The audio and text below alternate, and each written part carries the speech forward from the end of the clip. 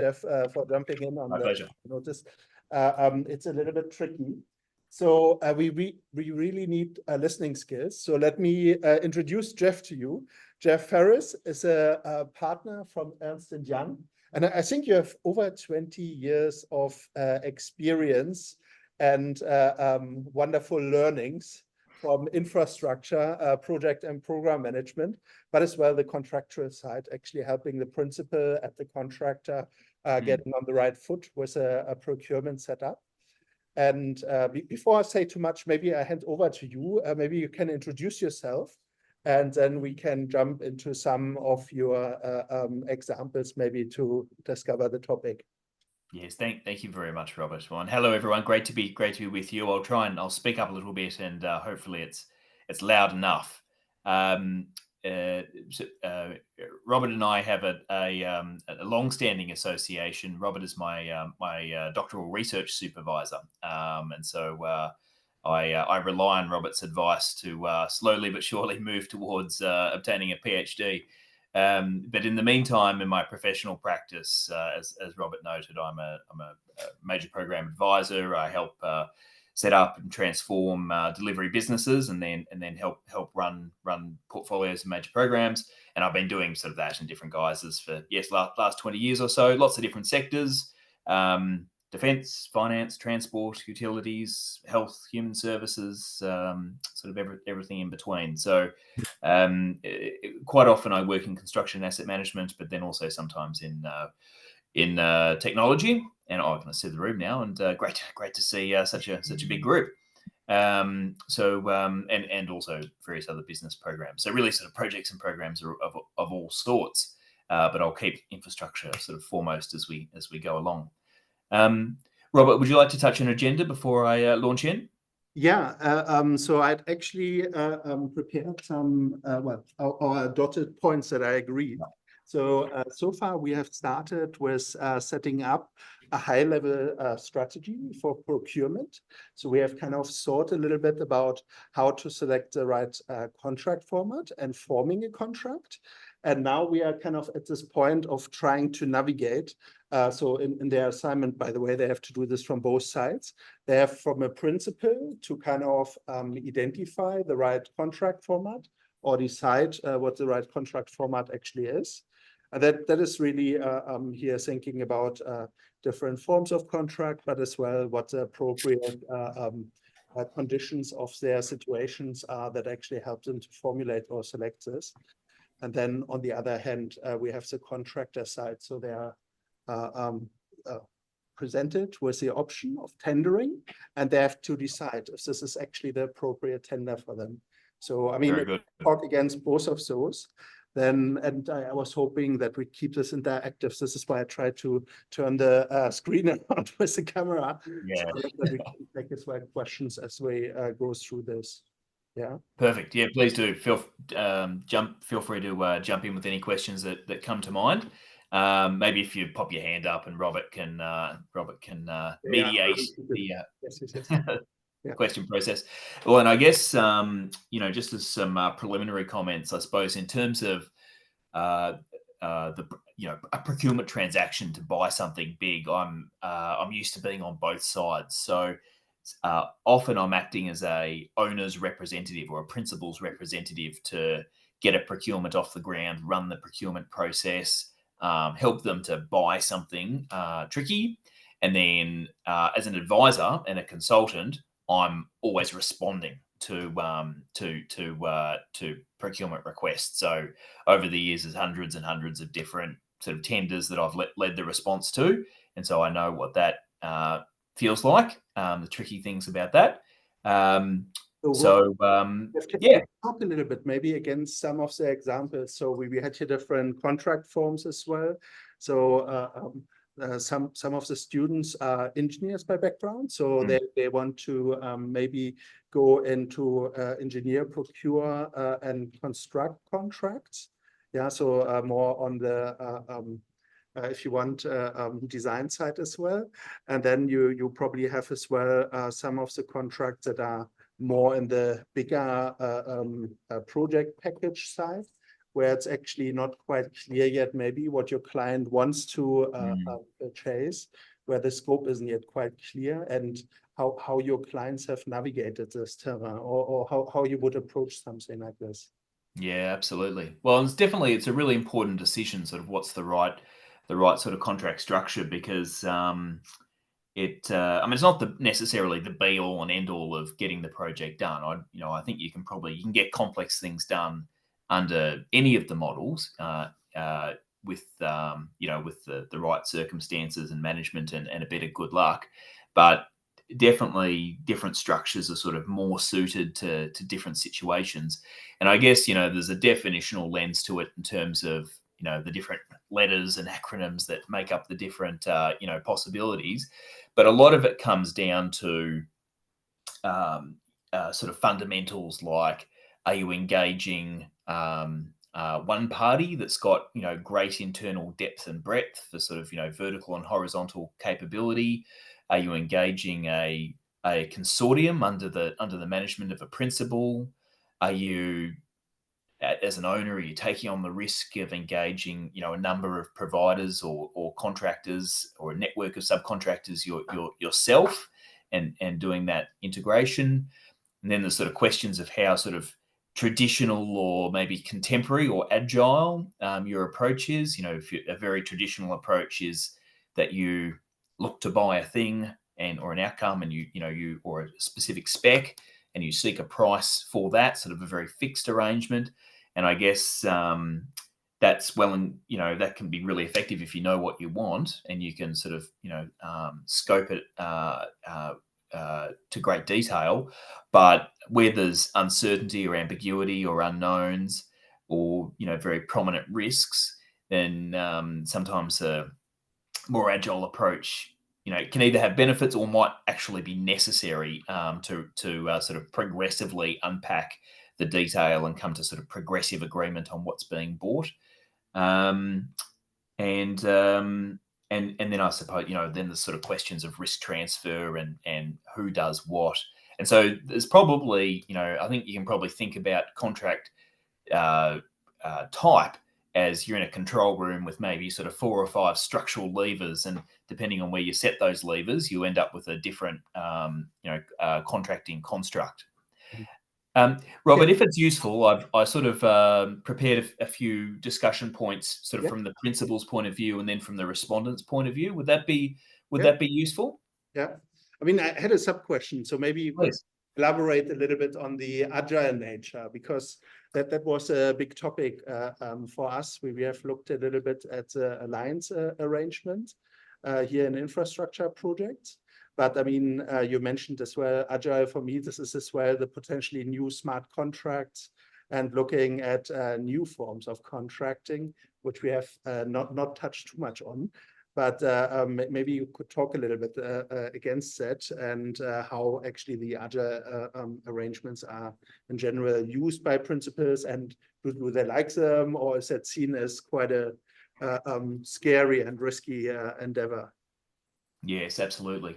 It's I think it's very cultural, sort of what's okay or what's acceptable in terms of the more flexible contracting approaches, because when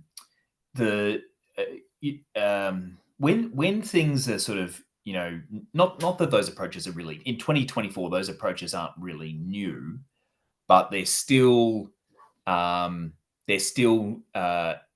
not default. They're in the mainstream, but I'd say in my experience they're probably a minority option when you look across the big infrastructure procurements, and because they're still in sort of like a minority position, that means that it takes a bit more courage on behalf of leadership to choose something that's not necessarily the default path.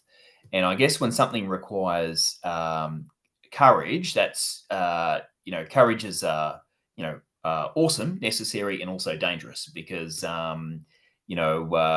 things that are sort of a little bit less in the mainstream can unlock amazing value, and they can also sometimes go wrong. You know, there's a bit more ambiguity and uncertainty there.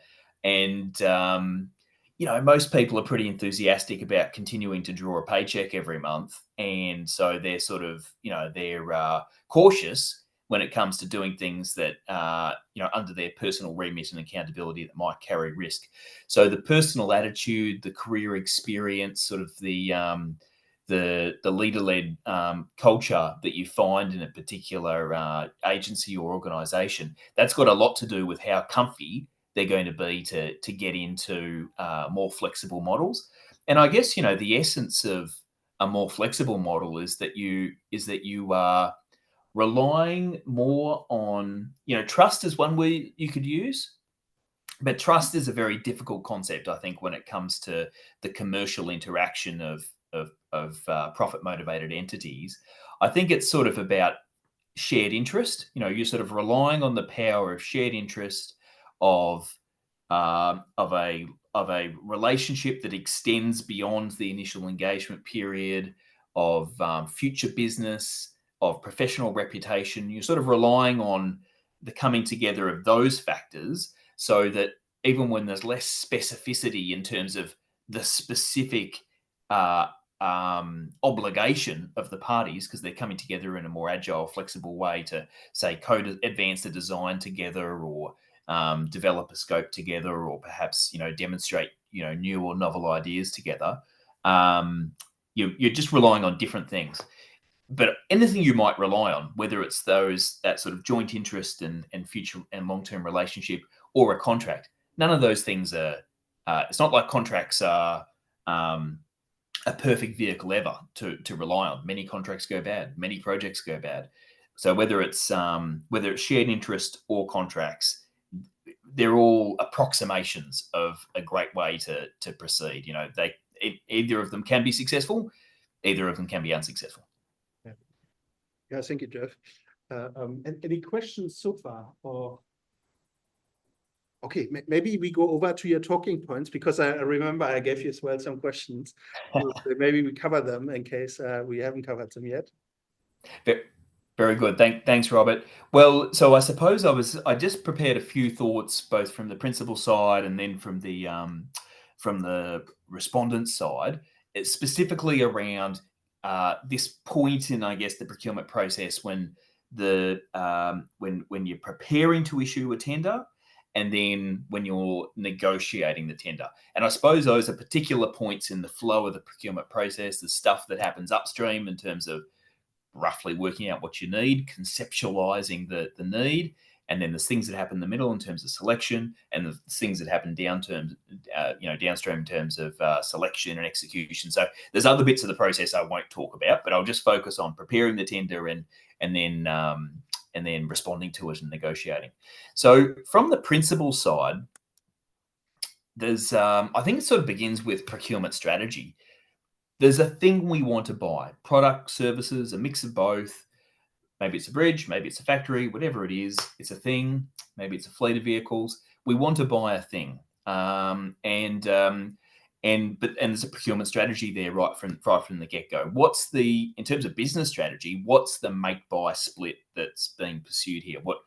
For the principal, what are they going to do, and what are they trying to buy from the market, and where's that dividing line, and how does that relate to their core business? How does the bit they're going to do play on the strengths of their core business, and why are they going to market for parts that are outside their core business? That'd typically sort of be the arrangement. And then you know, still on the theme of procurement strategy, you're going to do a procurement, a transaction. You're going to buy something, but that transaction doesn't exist in isolation. That transaction exists in a broader context, because the business isn't just about the transaction. The business is on an ongoing footing for a period of time. Engaging with the vendor typically isn't a once-off. That's an ongoing relationship between organizations. A big program of works is often bigger than just one transaction. I mean, sometimes it is just one transaction if we look at a PPP, but often it will be, you know, a whole series of transactions. So any one procurement is just one part of the puzzle, and so it needs to be understood in that context. And I guess there's outcome and time frame dependencies from any procurement. When an owner or a principal goes to buy something, if they mess it up and they don't buy that thing at good value and in the right time, that can cause lots of downstream problems for their broader program and business. So it really matters. It's not sort of often principals won't come to the market, and if they don't get a good deal, that's fine. Try again later. It's not take it or leave it. Like, they need that procurement to be successful. Otherwise, it really messes them up. So then I suppose your program team are advancing the procurement, and they need to think about, all right, well, what's the breadth of this tender? How broadly is it going to go out? Are we just going to go to one provider? We're going to go to a small set of select providers? We're going to go to the whole market. Anyone can respond. How formal are we going to be? Is this more of a relationship process, or do we have sort of probity and procurement rules that mean we have to be very formal, or we want to be very formal? How much competition do we really want to stimulate here? Do we really want a sort of a race to the lowest price, or do we want to have, we're happy with a smaller number of respondents?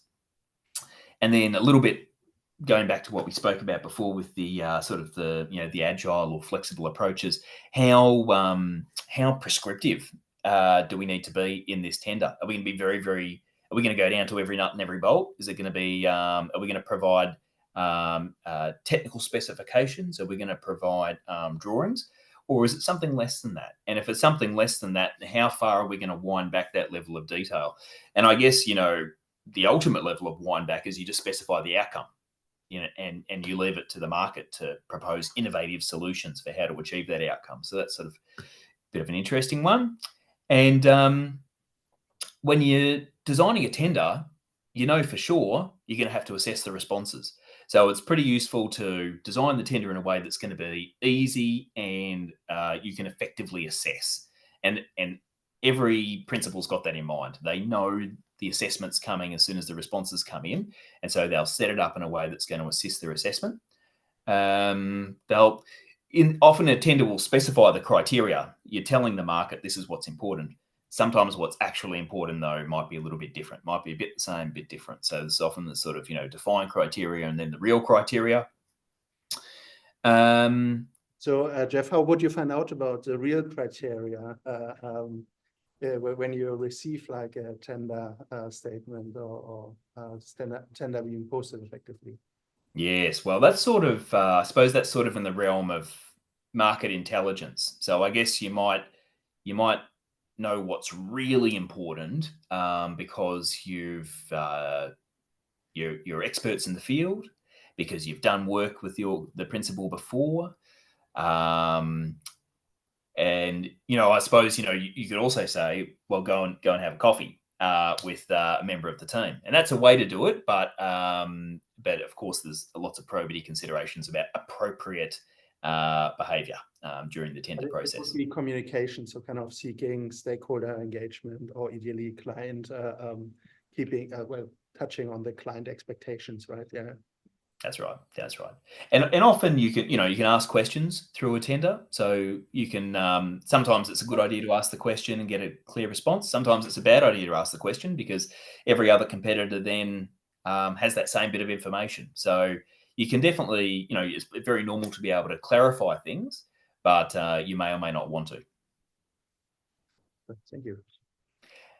And then, a procurement isn't done by one person. A procurement is done by a group of people in the principal's organisation because, someone's going to have to authorise that expenditure. And so there's and maybe a group of people, maybe a forum. So there's a whole governance apparatus that sits around a procurement. And for the team that are preparing the procurement, they need to have those stakeholders in mind so that they're not surprised later. They need to warm them up as the process goes along. And then turning to sort of the contract arrangements that you might have in mind, a principal will have in mind as they design a procurement. So, I mean, often you go with, you have standard terms and I guess, or house terms as a starting point. And depending on your contract model, you might need to adapt those. The terms you put up are a going in position.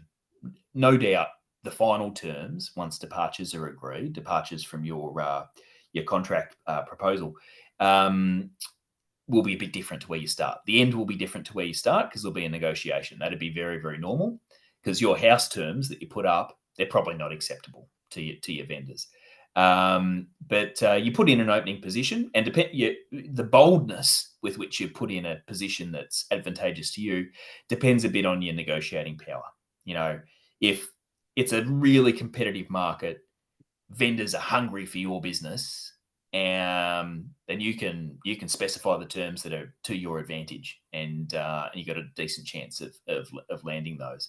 Vice versa, if it's a really thin market, all the builders are very, very busy, they've got other options, then you're probably going to have to compromise a bit on your terms and how beneficial they are to you. You want to think about risk and value and what you've learnt from working with similar projects and vendors before as you frame your contract. You want to put a position down on liabilities and obligations, and those are sort of the pointy bits of the contract. But the contract is also a vehicle for things that are less pointy, which is like how you and the successful vendor are going to work together. What's that going to feel like every day, every week, every month, every quarter, with things like contract management and performance reporting and shared value. So the contract is more than just liabilities and obligations, or can be. Yep. So, Robert, will I go on to the respondent side of things? Yes, that would be good, unless we have any burning questions in between.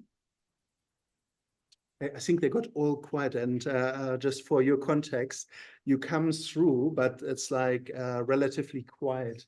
So I'm not sure how easy it is to hear you. But so far you're good. You can hear everything. Yeah? Yes. Okay. Yes.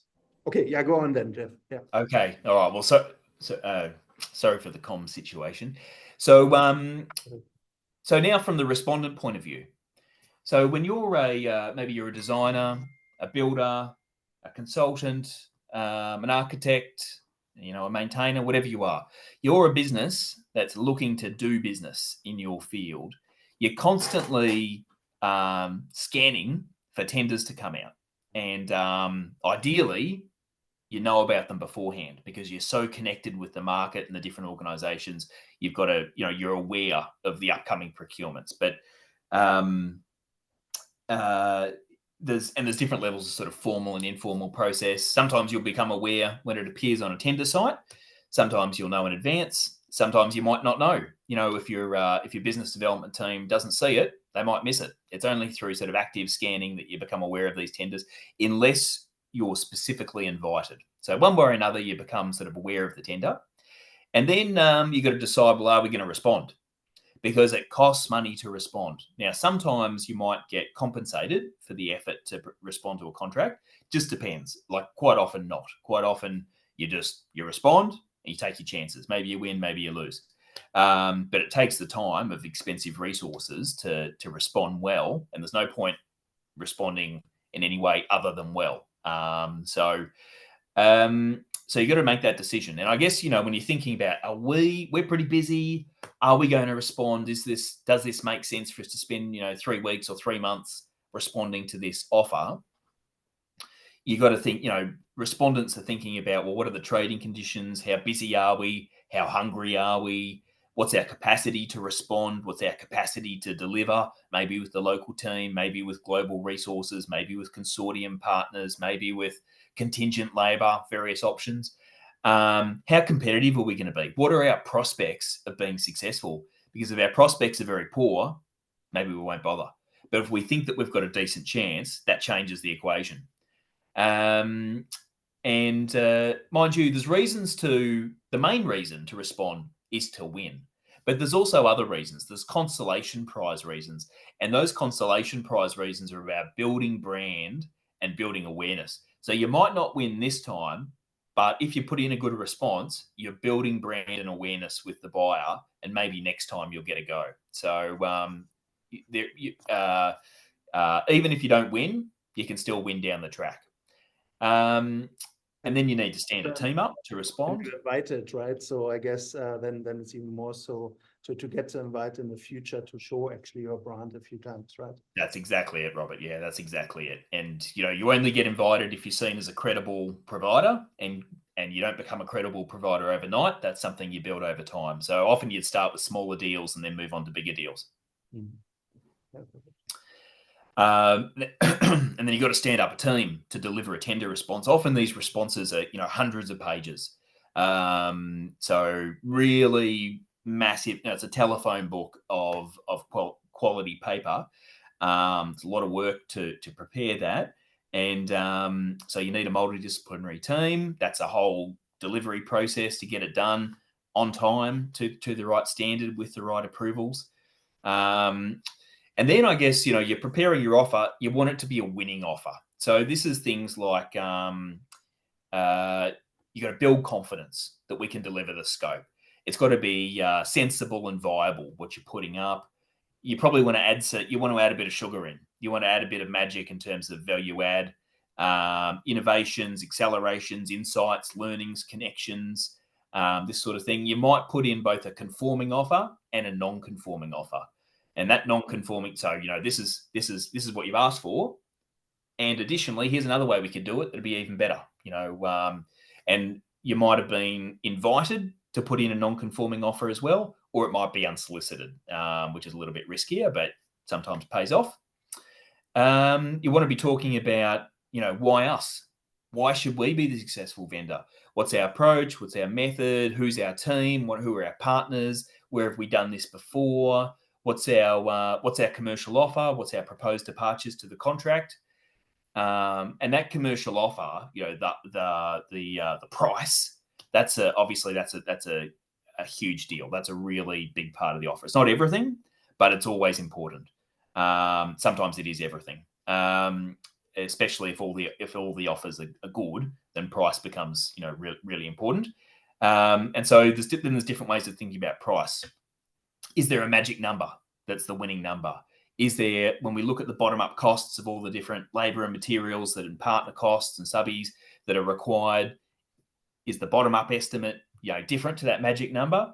If so, what are we going to do about that? Is the right way to think about the commercial deal this transaction, or is it longer term over multiple transactions, or how this transaction might evolve over time?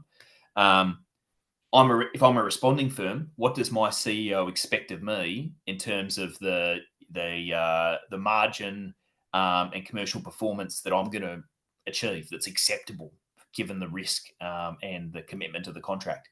So all that sort of stuff goes into the price, and then you put the offer in on time. I've been in lots of situations where the offer's gone in at 1 minute to time. The offer's gone in bang on time, very stressful points, and also where the offer's gone in late, and that sucks. Don't be in that position.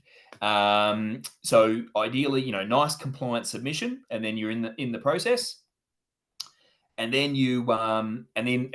the principal, they'll review, they will assess. Maybe they might go straight to a successful response, or they might down select to a smaller group. They might do a best and final offer round. They might propose that, changes to the price or the scope or the terms or something like that. But often that process, before it gets awarded and executed, there's a negotiation, because pretty much always what the vendor responds with is just a bit different to what the principal is looking for. Yes. A vendor will be... Sorry, go, Robert. I don't know. So I think this is actually a good point to maybe stop for a moment and ask if we have a quick round of questions, kind of in 1 minute, or something that came to mind. Yeah. Can you touch a bit on how a special purpose vehicle works? If you've got on the contractor side, it's not one firm group that's entering into a whole and sort of different people in different fields coming together, try and put it in. Okay. So this is a question about how consortia normally put a tender together. And you asked as well the special purpose vehicle. which may be built as part of the response to the tender. How that is normally shaped up front and through that process. Yes, yep. I'm personally, I've got a bit less experience with the creation of special purpose vehicles myself, but I've been in proximity to seeing them prepared. And I mean, the more structure, the more sort of contractual form and preparation that needs to be done before you respond, the more work. So I suppose creating a special purpose vehicle for the purpose of responding to a particular opportunity, it's that's a lot more effort and complexity than just preparing a really nice tender response, because that's putting in place a specific construct and arrangement that there's a lot of planning, there's a lot of things to think about to get that right. So I suppose important situations where that would make sense, and also that's something you do either because you have to, or because because you think it's gonna make your response a lot more competitive, but it's just extra. It's extra. Okay, Geoff, thank you very much. I'm just afraid we are out of time on our side, and we have to move. No worries. So can we thank together, Geoff? I upload the recording as well. Thank you very much. Thanks, everyone. Great to be with you. Yeah, thank you very much. Okay, guys, this is it for today's lecture. Sadly, a little bit squeezed, but next week we have another guest. So today, don't rush to the seminar rooms. We start 20 past, yeah, so take your time, make a break, and then we start fresh into our workshop. Okay, thank you very much. I see you in the workshop.